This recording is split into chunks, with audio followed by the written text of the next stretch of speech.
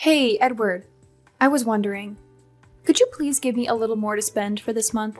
I really don't think this is enough to last the month. What the hell do you mean? $500 is the amount that I always give you. Why is it suddenly not enough? Your job as a housewife is to figure out how to make it work. Edward, I understand that $500 is the amount you've been giving me, but times have changed, you know? Prices have skyrocketed recently, and it's not just groceries. Even utility fees have been on the rise. I'm honestly worried that this amount won't cover all our expenses for the month. Come on, Amanda. You're the one managing our household finances. It's your responsibility to figure out how to make it work. If $500 isn't enough, then you need to find a way to stretch it further. Cut back on unnecessary expenses or find ways to save money. That's what you're here for as a housewife. I've been trying, Edward, really. I've been cutting corners wherever I can, but it's getting harder and harder to make ends meet. I've been comparing prices, looking for sales, and even clipping coupons. But the reality is, everything is just more expensive now. I don't think $500 will cover everything. So you think the solution is to just ask me for more money? That's not how it works, Amanda. We agreed on $500, and that's what you should stick to. If it's not enough, then it's your fault for not managing it properly. If you need extra money, dip into your own savings. You still have some left from before we got married, don't you? Actually, Edward, I don't have much left for my savings. I've been using it to cover the gaps between what you give me and our actual expenses. Remember when you asked me to contribute to your little sister's wedding? You said I should use the monthly $500 for that too. How was I supposed to manage that? I had no choice but to dip into my savings, and now it's all gone. Wow, you really are useless, aren't you? How do you manage to use up so much money? All I did was try to support our family without putting more on your shoulders. But I really can't keep that up anymore. So could you please make some adjustments on our monthly budget? Even $100 more per month would help a lot. Are you stupid or something? That's not how our society works. Do you think a company will give you a raise if you just ask them for more money? No, you work hard and the employer decides when the worker deserves a raise. The money that I hand you every month is the same thing as that. If you want more money, then go find a job to make it yourself. But you have one job, Amanda. Your only job is to make our monthly spending fit inside the budget. You fail to accomplish that and still have the audacity to ask for more money from me? Look, the only reason that you have anything that belongs to you right now is because I supported you. Don't ever forget that, you useless idiot. Useless idiot? Did you seriously just call me that? Yes. What's wrong with stating facts? If I hadn't let you marry me out of the kindness of my heart, then someone like you would have had to stay single for the rest of her life. You should be thankful that I'm even here with you at this very moment.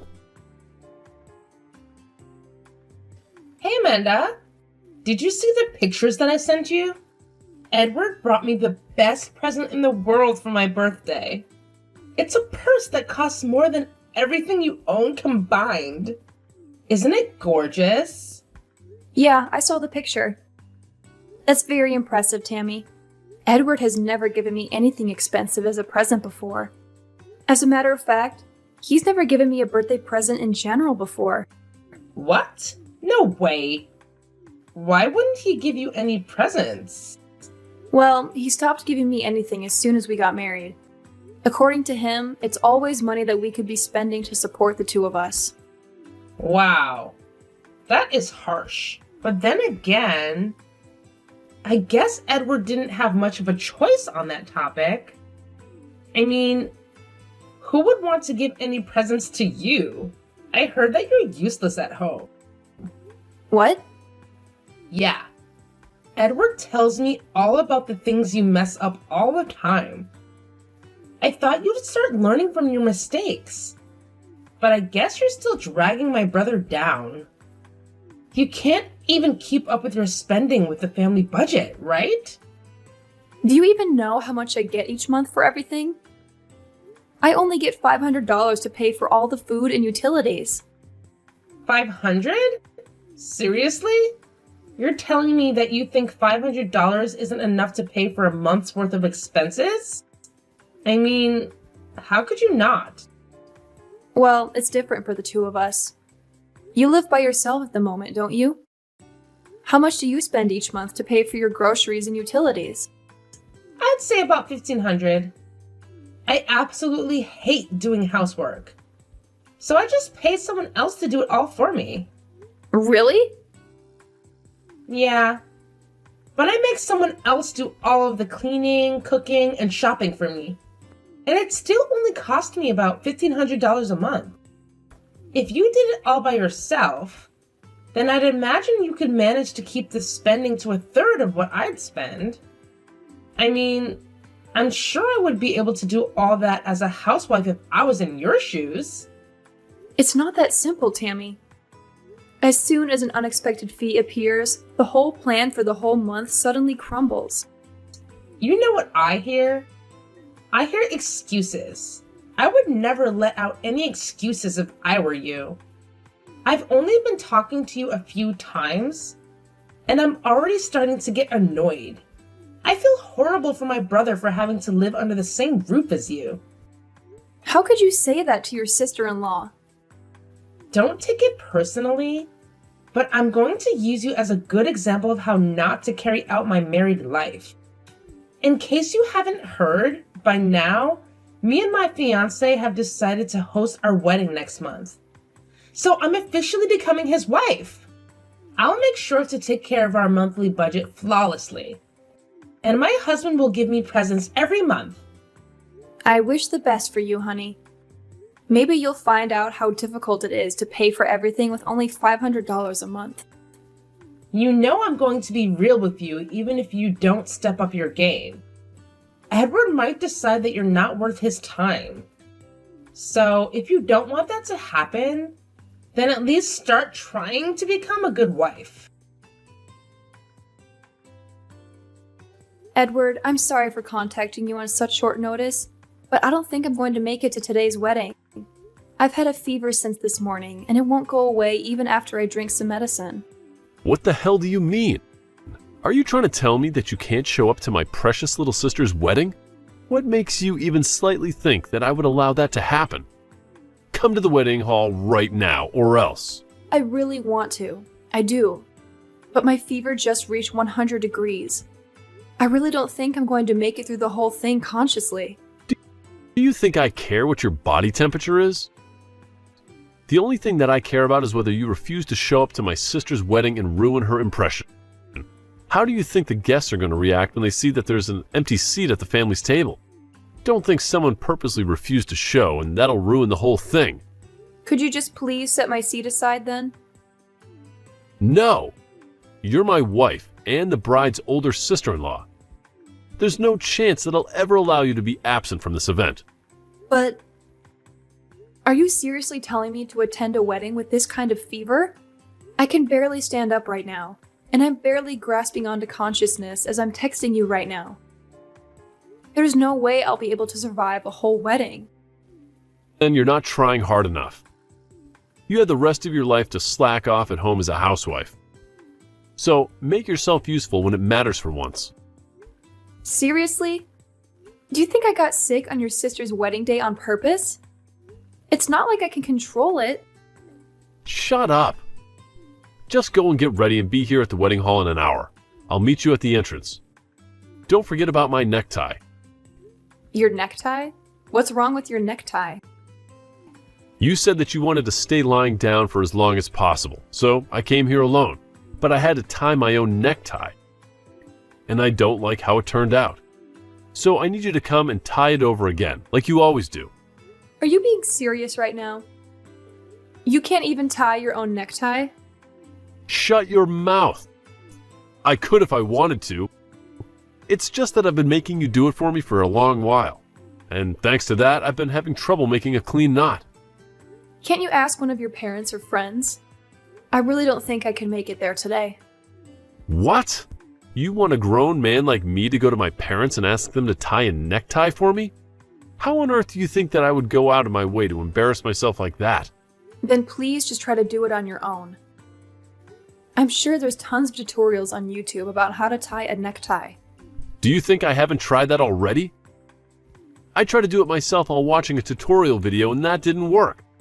Why else would I be asking you to do it for me? I can't attend my precious little sister's wedding with a necktie like this. Hurry up and come here. I told you already.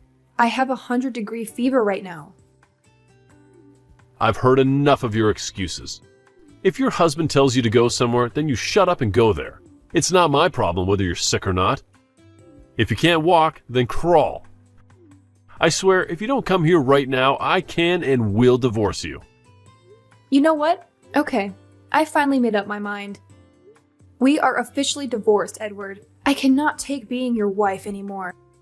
I'll be resting for a little more, so please excuse me. Once I'm feeling better, I'll go and get divorce papers so we can sign it and turn it in. Wait, what do you mean we're officially divorced? Well, you just said that you can and will divorce me if I don't crawl over to your sister's wedding, so I choose to divorce you instead. Why would you make that choice? Are you out of your mind? You could just come over to the wedding. Whatever, fools will be fools, I guess. I'm confident that staying together with you is more foolish than any other choice. I can't allow myself to keep being harassed by you. And I don't want to be your caretaker for the rest of your life. I'm confident that I'll enjoy the rest of my life not having to worry about babying you. What do you mean? Well, then that's that. So I hope you're able to figure out how to tie your own necktie. You're already a big boy, so you're going to have to learn how to do it at some point anyway. What kind of wife refuses to tie her husband's tie and doesn't show up to his sister's wedding? You know what? Fine. I don't care. You're nothing to me now, so leave my house right now. I'm glad we're on the same page here. Well, then I guess this is a mutual agreement. Whatever. We both know that you'll be begging me to take you back in a matter of weeks. You're just a housewife who can't make a living on her own. You literally need me, and I don't need you. Even your old workplace wouldn't hire you.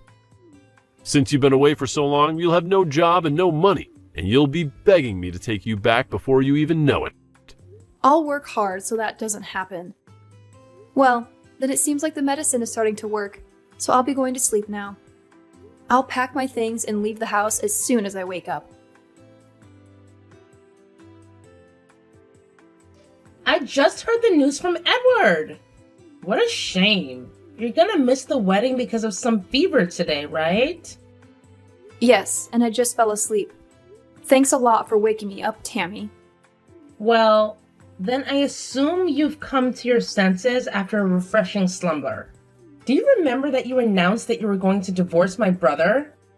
I mean, I get that you were barely conscious because of the fever, but how stupid could you possibly be? Do you even remember saying that? Of course I remember. And I'm grateful that I got this fever because it allowed me to finally say what I've been wanting to say for the past few years. Seriously? I think you need to get your brain checked out at the hospital. You never would have gotten close to the life that you live right now if it weren't for Edward.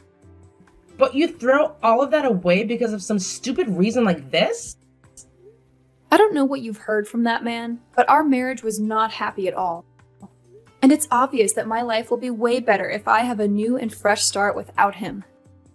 You don't have to act so tough in front of me. I know that you're saying all this nonsense because your brain is not working right now. But you'll regret it once you cool off. You know, I could do you a favor and set up a chance for you to apologize. Your fever is starting to go away, isn't it? Just swallow your pride and come to the wedding already. I'm sorry, but I seriously don't think that I can make it today. And I need to pack up and leave the house by the end of the day anyway, so I won't have time to go either way. So you're serious about the divorce, huh? You're more stubborn than I thought you would be. Whatever. I guess you're free to go then. I never considered you to be worthy of Edward's wife anyway. I'm sure he'll appreciate your decision. He deserves someone who is kind, witty, and thoughtful. Unlike someone. I'm sure he does. And I hope you find someone who can fit his criteria. Like, seriously, why did he even marry you in the first place?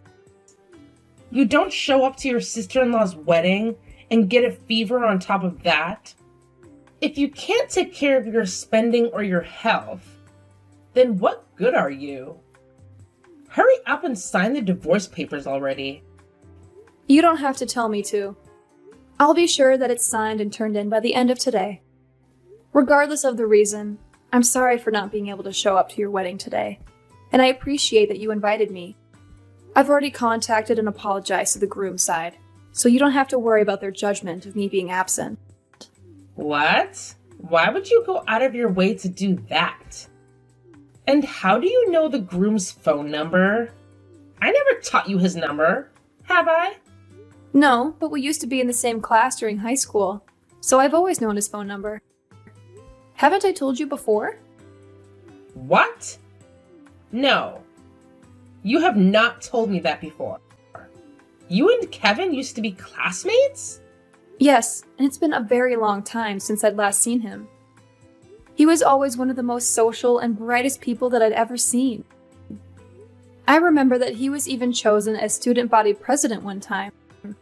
I was the vice president, so we were pretty close to each other at the time. What? Wait, you're not joking right now, are you? I've never heard that story from him before. I mean, no, why would he tell you? I'm sure he never even imagined that I would be his fiance's sister-in-law. Well, up until a few hours ago, that is. What? Kevin came over to your parents' house to say hi a few months ago, didn't he? Well, I was there during that event, but Edward told me to stay in the kitchen while the guest was there. And I stayed in the kitchen the whole time you were cooking and cleaning. So I never got to meet him when everyone else in the family did. Oh, I mean, I can't imagine my brother saying that to you, I guess. I only got to see a glimpse of his face just as the two of you were leaving, and I was absolutely shocked to see that a high school classmate was marrying my sister-in-law. Wait, so what did you text him earlier? You only said that you were so sick, so you weren't coming, right? Don't you dare tell me that you told him about the whole drama of your divorce. Wait, did you not want me to tell him? I told him all about me and Edward getting divorced, along with the notice that I wasn't coming to the wedding today. What? I mean, Edward is going to be Kevin's brother-in-law, so why wouldn't I want to give him a heads up about the kind of person his soon-to-be older brother is? I just gave him a short explanation about the kind of people you and your brother are. What do you mean you gave him an explanation? You didn't say anything that would damage my image, did you? Oh no, I think my fever is starting to go back up again. I better get back to sleep then. I'll see you when I'm feeling better. Have fun with your wedding. Amanda, please just come back and live with me. Everything in the house is falling apart without you. What? I don't even know how to get the washing machine to work. And I'm already tired of ordering pizza. I need your handmade food. Just please come back, I'm begging you. It's barely been a week since I left, Edward. If all you want is an obedient maiden, don't come to me and hire one with your money. And if you can't manage to live alone, then why don't you go back to living with your parents? I would have gone back if I could, but I can't. Thanks to you absolutely demolishing my sister's wedding. Now they won't even talk to me. What? What do you mean? Quit acting dumb. You know what happened. Since you snitched on me and Tammy, the groom called the wedding off minutes before it started. He started going off about how he can't marry someone who can't respect others. He especially shamed me for ridiculing my own wife, and that he didn't even remotely want anything to do with me. Oh, really? All Kevin texted me was, "Thanks for telling me about something so important." So I had no idea what had specifically happened to the two of you. He did offer to go for a drink sometime when I'm feeling better, though. Well, I hope you're proud, because Tammy has been staying in our parents' house and bawling her eyes out since then. And when I tried to visit, Tammy threw a huge tantrum about it all being my fault. She even said that she never wanted to see my face ever again. Now I'm not even allowed to go back to my own house anymore. Wow, so that's what happened. Yeah, but I can't do anything around the house. And everyone in my office knows that I got a divorce from you for some reason. What? Yeah, neither my colleagues nor my boss speak to me unless they absolutely have to. And the treatment that I receive from my female colleagues is absolutely horrible. No matter what I ask them to do, all they tell me is that I should do it myself, instead of relying on a woman to do it for me. They even refuse to pour a cup of coffee when I ask them to. Oh, wow. That must be horrible. I guess you've learned a valuable lesson. Never underestimate the power of a group of females who found a common enemy. Look, I'm really regretting my actions right now. I recognize that I've treated you wrongly throughout our marriage, and I never should have ridiculed you for being a housewife. I finally appreciate everything you've done for me. Don't you want to come back to being in comfort and protection? Seriously? You probably haven't found a new job yet, have you? So you can come back to serving me as a housewife and we can have a mutual relationship again. All you have to do is worry about taking care of the house from now on. Are you kidding? Of course I've already found a job. And it's a really good one, too. What? You've already found a job? But you've barely had any experience doing anything for the past 10 years that you were staying at home. If anything, I've been taking care of you like a baby for the last 10 years. Taking care of you at home and from day to day. Why would such a hard worker like me have trouble finding a job? If anything, I got tons of offers from all kinds of different companies. I decided on the best choice that I could find and got in without any trouble at all. Really? Yeah, and I think I'm doing pretty well at it too. The work is really fun and the work environment is amazing too. By the way, thanks to you for treating me like a maid. For the past decade, I've had absolutely no trouble keeping my order and my house. But wait. So you have no intention of moving back in with me? Of course not. So if you want a maid, then I suggest you hire one, because I'm not going back. Oh, wait. You wouldn't be able to pay for a maid with a $500 monthly budget, would you?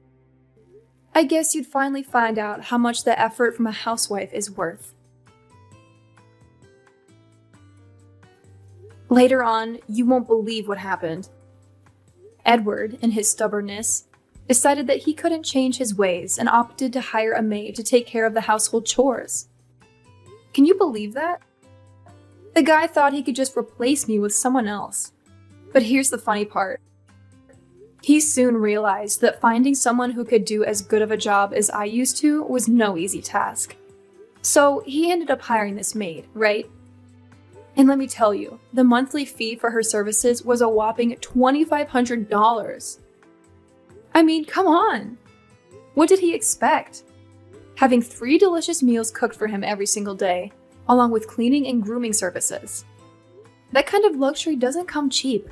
But hey, Edward wanted to experience the perks of having a personal maid, so he had to cough up the big bucks. And guess what? After just 1 month, he gave up on the whole idea of having a maid. Apparently, everything he wears is all scrunched up, and his tie is just an absolute mess. Can you imagine showing up to the office looking like that? It's no wonder he got reported to building security a few times. People were probably thinking he had completely lost his sense of style and hygiene. I can't help but chuckle at the thought of him struggling to maintain his appearance and keep things in order without me. It just goes to show that my role as a housewife was much more important than he realized. Sometimes you don't fully appreciate something until it's gone. And in Edward's case, he definitely learned that the hard way.